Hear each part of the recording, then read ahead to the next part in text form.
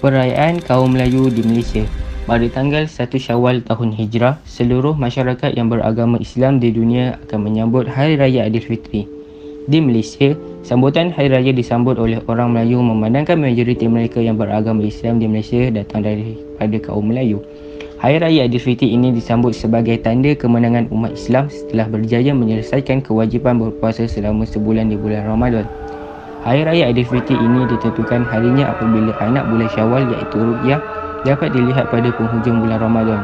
Ini mengikut hisab berdasarkan takvim tahun Islam. Pada malamnya, umat Islam akan beramai-ramai bertakbir hari raya di masjid atau surau. Keesokan harinya, semua umat Islam lelaki dan perempuan akan ke masjid untuk menunaikan sembahyang sunat Aidilfitri secara berjemaah. Di negara kita, sambutan Hari Raya Aidilfitri ini disambut secara meriah pada setiap tahun. Antara tradisi umat Islam di negara ini menjelang kedatangan 1 Syawal adalah dengan memakai pakaian yang baru, menghias rumah dan menyediakan berbagai-bagai jenis kuih tradisi untuk dihidangkan kepada para tetamu yang datang berkunjung ke rumah. Selain itu juga, umat Islam diwajibkan membayar zakat fitrah bagi setiap anggota keluarga. Kadar nilai zakat itu ditentukan oleh harga semasa beras, iaitu makanan asasi rakyat di negara kita. Masyarakat Melayu beragama Islam di Malaysia biasanya mengambil peluang cuti pada Hari Raya ini untuk pulang ke kampung halaman bagi meraihkan Hari Raya bersama-sama keluarga dan ibu bapa mereka. Perayaan sambutan Hari Raya Aidilfitri di Malaysia lebih meriah pada hari ini dengan konsep rumah terbuka yang dianjurkan oleh pihak-pihak tertentu. Kerajaan juga telah mengadakan rumah terbuka peringkat kebangsaan untuk meraihkan Hari Raya Aidilfitri ini dengan berbagai-bagai acara dan juadah istimewa kepada seluruh masyarakat yang hadir. Konsep ini dapat menyatupadukan seluruh masyarakat yang terdiri daripada pelbagai kaum untuk bersama-sama menyambut perayaan ini dengan penuh rasa gembira dalam suasana harmoni. Masyarakat India di Malaysia terdiri daripada beberapa kumpulan etnik yang berlainan. Ini moyang masyarakat India Malaysia berasal dari India. Populasi masyarakat India di Malaysia dapat dikenali berdasarkan dua kategori yang luas, iaitu masyarakat India Utara dan India Selatan. Kumpulan subetnik India Selatan tergolong dalam rumpun bangsa Dravida yang terdiri daripada masyarakat Tamil, Telugu dan Malayalam. Manakala orang Punjabi, Gujarati, Sindhi, Bengali adalah tergolong dalam masyarakat India Utara. Perayaan kaum India diadakan dengan mengikuti peredaran bulan dan setiap bulan ditandakan oleh bulan mengembang dan bulan menirus. Terdapat 21 jenis perayaan dalam adat masyarakat India. Perayaan-perayaan ini termasuklah Deepavali, Thaipusam dan Thaipunggal. Deepavali ialah perayaan cahaya sebagai tanda kejayaan, cahaya ke atas gelap atau ilmu ke atas kejayaan ataupun keadilan mengatasi kezaliman. Inilah perayaan paling utama bagi masyarakat India. Pada hari ini sembahyang akan diadakan terutama untuk mendoakan roh keluarga yang sudah meninggal dunia. Thaipusam pula adalah perayaan bulan Thai untuk membersihkan diri dengan menggunakan susu, madu dan bunga di kuih dan membuat persembahan kepada Dewa Subramania. Pada masa perayaan ini diadakan kabedi yang berisi buah-buahan, susu dan akan dibawa pelbagai persembahan. Thaipunggal pula merupakan perayaan menuai dan masa padi baru serta memuja semangat padi. Ia adalah masa yang amat baik untuk mengadakan perkahwinan dan upacara lain. Rumah akan dibersihkan dan dihiasi dengan cantik. Ponggol pula akan dimasak di dalam periuk baru untuk dipersembahkan kepada Dewa Matahari. Juga disedekahkan kepada jiran tetangga. Masyarakat di Malaysia berketurunan Cina akan merayakan Tahun Baru Cina pada hari pertama dalam kalender Cina iaitu pada Januari atau Februari setiap tahun. Perayaan ini disambut secara besar-besaran oleh masyarakat Cina di Malaysia yang menandakan bahawa kedatangan tahun baru menurut kalender mereka. Orang Cina percaya ada 12 binatang yang menaungi kalender mereka iaitu tikus, lembu, harimau, arnab, naga, ular, kambing, kuda, monyet, ayam jantan, anjing dan juga babi. Setiap binatang akan mewakili setiap tahun secara bergila-gila dan setiap binatang juga ada membawa maksud tersendiri ataupun tuah. Tahun Baru Cina melambangkan permulaan atau titik permulaan dalam menentukan nasib dan kehidupan masyarakat Cina. Kebiasaannya, sebelum hari Tahun Baru bermula, sanak saudari yang jauh akan kembali berkumpul bersama-sama. Rumah akan dicuci dan segala hutang akan dikutip atau dibayar agar dijauhkan dari segala bala pada setiap tahun. Lonceng pula dibakar pada tengah malam bagi menandakan bahawa bermulanya tahun baru dan bagi menghalau puaka dan nasib malang. Rumah-rumah masyarakat Cina pula akan dihiasi dengan buah limau sebagai simbol murah rezeki, bunga dan pokok limau. Hidangan bagi perayaan Tahun Baru Cina ialah makan besar. Makan besar kebiasaannya diadakan pada malam sebelum Tahun Baru dan diadakan di rumah yang didiami anggota keluarga yang paling tua. Jamuan ini lazimnya amat kaya dengan makanan yang merangkumi daging, ayam dan ikan. Amalan bagi Tahun Baru Cina ialah ampau, pakaian berwarna merah dan bunga. Ampau atau sampul merah secara tradisinya diedarkan sepanjang sambutan Tahun Baru Cina oleh pasangan suami isteri atau orang tua kepada golongan muda yang belum berkahwin dan adalah satu kebiasaan bagi golongan dewasa memberi ampau kepada kanak-kanak. Secara ringkasnya, perayaan Tahun Baru Cina amat penting bagi masyarakat Cina kerana ia melambangkan bermulanya tahun baru dalam kehidupan mereka dan segala nasib malang perlu dibuang atau dielakkan agar kehidupan mereka penuh dengan kemakmuran. Pesta Keamatan atau Tadau Keamatan disambut oleh kaum Kadazan Dusun yang merupakan etnik terbesar di Sabah.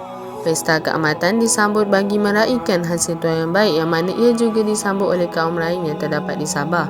Pesta Keamatan diadakan setelah selesai menuai padi iaitu pada bulan Mei. Pesta Keamatan atau dalam bahasa Kadazan Magavau merupakan upacara perayaan khas untuk menghormati Bambazon iaitu semangat padi. Menurut kepercayaan suku kaum Kadazan Dusun, padi berasal daripada isi manusia yang bernama Hominodun iaitu anak kepada Kinoingan yang dikenali sebagai Bambazon. Kinoingan telah mengorbankan anaknya demi menyelamatkan kaum Kadazan Dusun daripada kebuluran.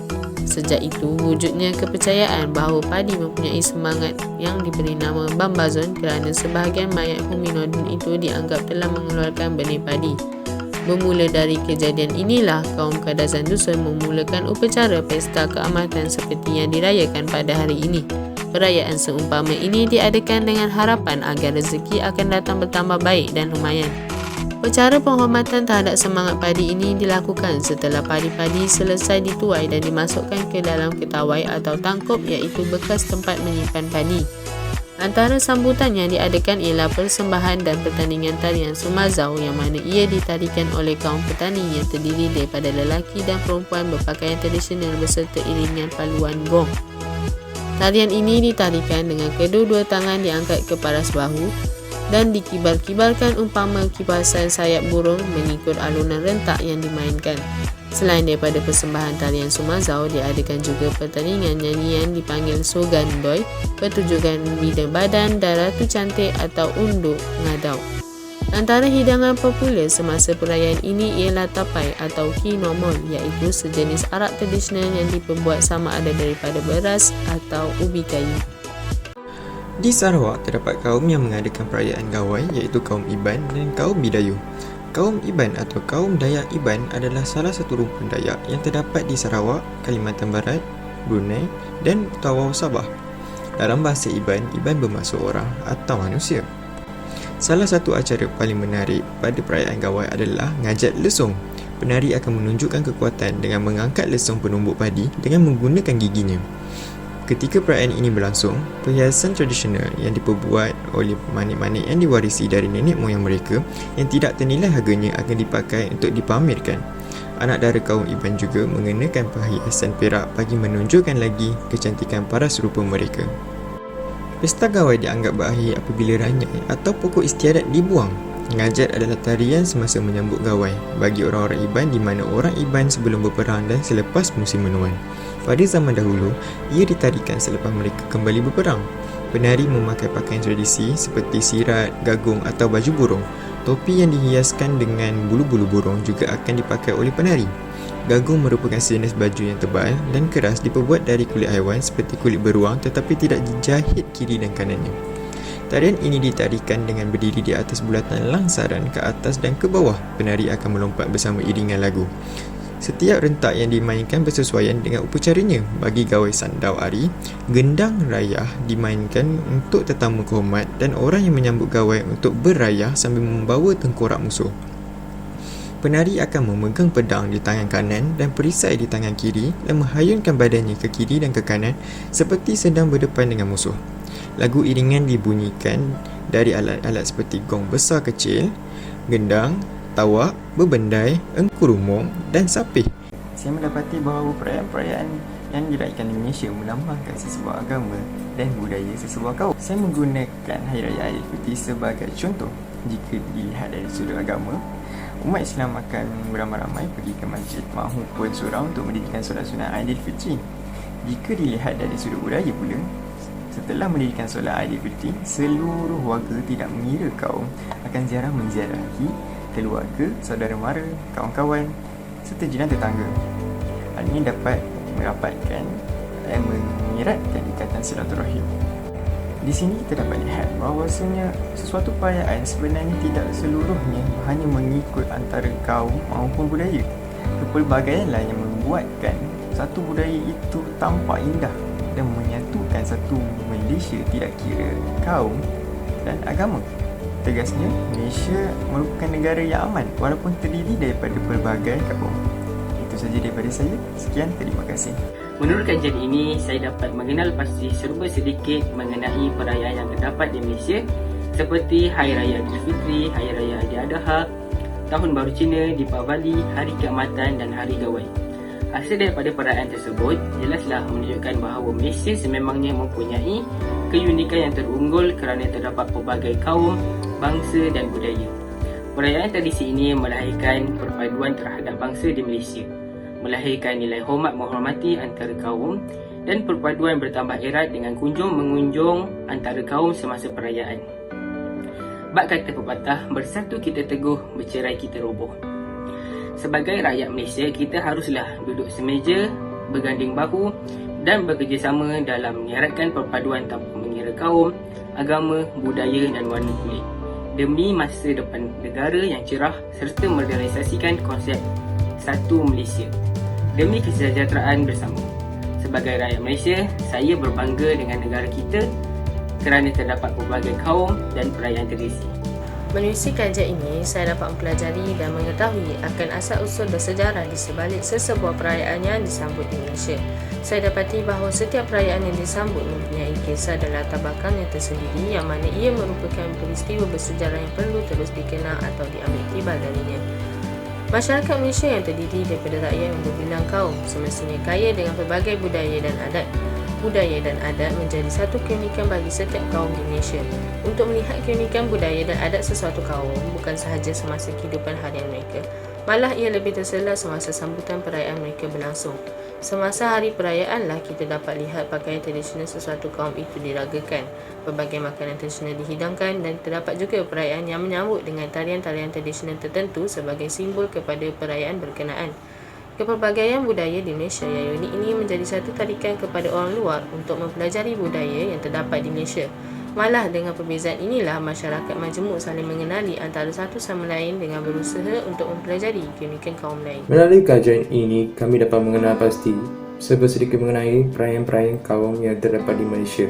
Hasil daripada perayaan-perayaan yang telah dinyatakan di dalam video itu jelaslah menunjukkan bahawa Malaysia sememangnya mempunyai keunikan yang terunggul kerana terdiri daripada pelbagai kaum, agama dan bangsa. Seperti kata pepatah, bersatu teguh, bercerai roboh. Sebagai rakyat Malaysia, kita haruslah duduk bersemeja dan berganding bahu dan bekerjasama untuk mengeratkan perpaduan tanpa mengira kaum, agama, budaya dan warna kulit demi masa depan negara yang cerah, serta merealisasikan konsep Satu Malaysia demi kesejahteraan masyarakat dan negara. Saya mendapati bahawa kesemua perayaan-perayaan yang diraihkan di Malaysia mempunyai sejarah dan asal-usulnya tersedia. Saya juga mendapati bahawa kebanyakan perayaan-perayaan utama di Malaysia ini mempunyai persamaan antara satu sama lain. Persamaan yang amat jelas sekali ialah kesemua perayaan ini sebenarnya berdasarkan kepada amalan keagamaan suku kaum yang merayakan perayaan itu sendiri. Contohnya, bagi perayaan Aidilfitri, ia diraihkan sebagai memperingati kemenangan umat Islam dalam melawan godaan nafsunya. Sehubungan dengan itu, bagi memahami konteks perayaan-perayaan di Malaysia, nilai-nilai keagamaan ini harus dipandang serius dan dijadikan asas memahaminya. setiap orang hendaklah terus dibenarkan untuk mengamalkan dan menganut agama atau kepercayaan masing-masing, dan kesemua penduduk di Malaysia tanpa mengira agama, bangsa dan fahaman politik hendaklah meraihkannya bersama. Dengan demikian, setiap penduduk atau bangsa di Malaysia dapat hidup aman dan harmoni sentiasa.